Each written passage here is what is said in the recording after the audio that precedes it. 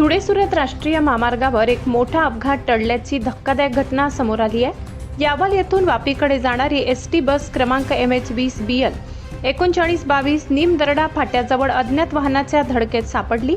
या धडकेत बसचे मोठ्या प्रमाणात नुकसान झाले। सदर बस यावल आगाराची असून अपघाताच्या वेळी बसमध्ये एकूण 19 प्रवासी प्रवास करत होते। सुदैवाने या घटनेत कोणतीही जीवितहानी झाली नाही। चालक भिका तडवी आणि वाहक अमित तडवी यांनी अत्यंत प्रसंगावधान राखत बसवरील नियंत्रण कायम ठेवले। त्यांच्या सतर्कतेमुळे संभाव्य भीषण दुर्घटना टळली आणि सर्व प्रवासी सुखरूप बचावले।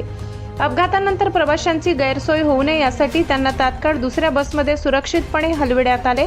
त्यामुळे प्रवासात कोणताही अडथळा निर्माण झाला नाही।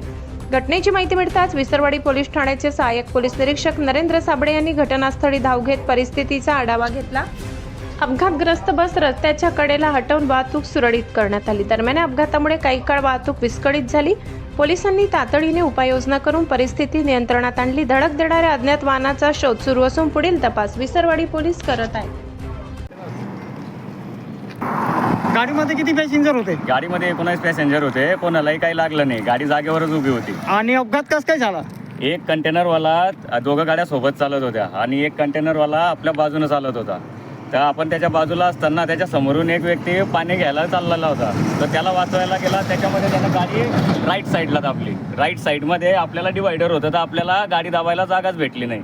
त्याच्यामुळे त्याचा मागचा भाग आपल्या पुढच्या शोला लागला आणि गाडीचा समोरचा काच तुटलेला। आणि ती गाडी पकडली का?